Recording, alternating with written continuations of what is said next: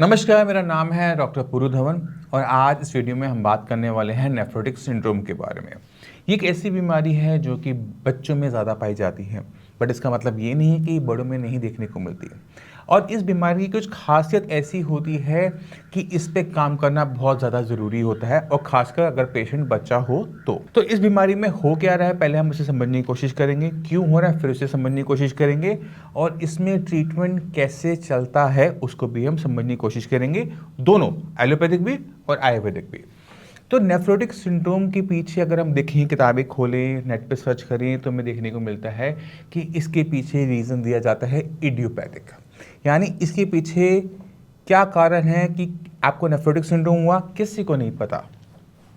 एक तरीका होता है जिसे हम कहते हैं kidney biopsy nephrotic syndrome patient की जब करवाई जाती है तो उसके अंदर रिजल्ट आता है, वो है MCD, मिनिमल चेंज डिजीज़। अब ये मिनिमल चेंज डिजीज़ क्या कह रही है उसको समझने की कोशिश करेंगे।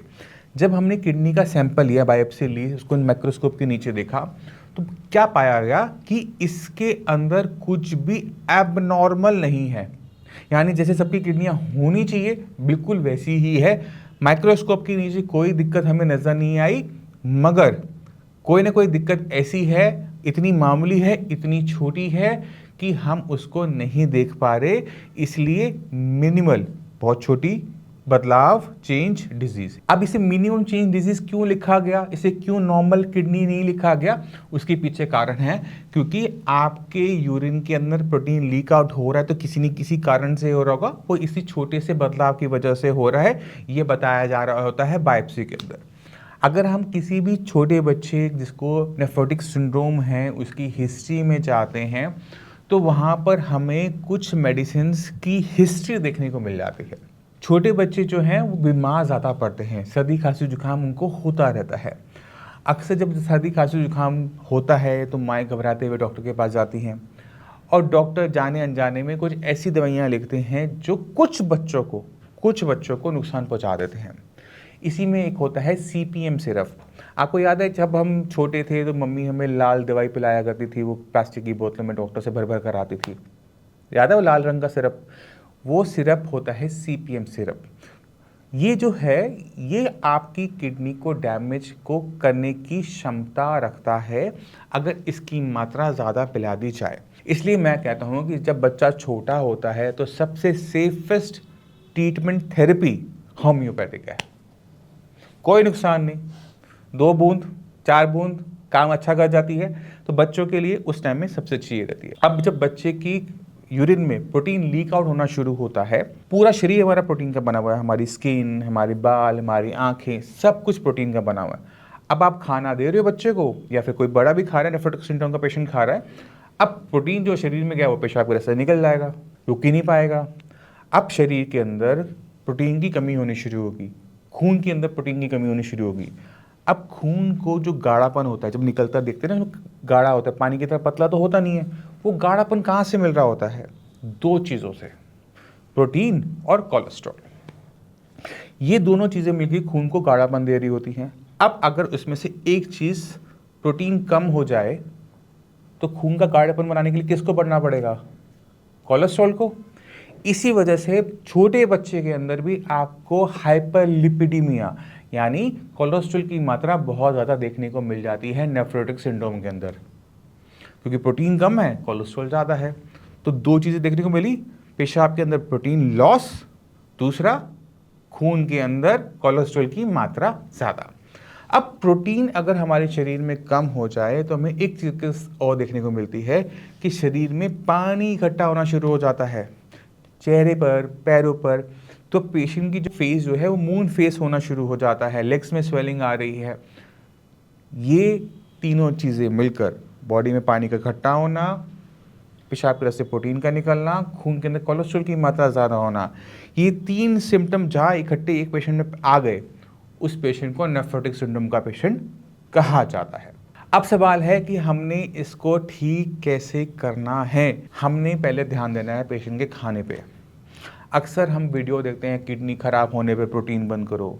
नेफ्रोटिक पेशेंट की अगर बच्चा है उसके खाने के अंदर प्रोटीन बंद नहीं होगा, प्रोटीन दिया जाएगा। क्यों दिया जाएगा? क्योंकि अगर उसकी बॉडी में प्रोटीन की मात्रा कम होती रही, आपने खाना दिया नहीं, प्रोटीन गया नहीं, तो उसकी बॉडी ख़त्म हो जाएगी, स्वेलिंग बहुत ज़्यादा आ जाएगी, लंग्स में पानी भर जाएगा। तो पेशेंट को हमने प्रोटीन देना है। अगर बच्चा हमारा छोटा है तो खाने में कभी भी प्रोटीन की कमी मत करना, फिर से मैं बोल रहा हूँ, ठीक है। आपने दूसरा ध्यान क्या देना है कि खाने के अंदर नमक की मात्रा कम होनी चाहिए। अगर नेफ्रोटिक सिंड्रोम के पेशेंट को आप नमक ज़्यादा देते हो किसी भी फॉर्म में, आपने सब्जी के अंदर डाला, पापड़ दिया, अचार दिया, या फिर किसी चीज़ के अपने बुरक के दिया, उस पेशेंट के अंदर हमें स्वेलिंग ज़्यादा देखने को मिलेगी, बीपी शूटअप करना शुरू कर देगा, और बीपी जहाँ पर आ गया, बीपी हाई रहने लग गया, वहाँ पे किडनी को डैमेज और तेज़ी से होना शुरू हो जाएगा। तो आपने प्रोटीन बंद नहीं करना, आपने बंद करना है वो है नमक की मात्रा कम करनी है, ना के बराबर कर दो। जितनी बाकी चीज़ें हैं, चिप्स हैं या फिर आपका अचार है, चटनियाँ हैं, ये सब जिसके अंदर नमक की मात्रा ज़्यादा होती है वो पूरी तरह से बंद हो जाएगी। बच्चा जितना मर्जी रोता रहे उसे रोते रहने देना, बट देना मत।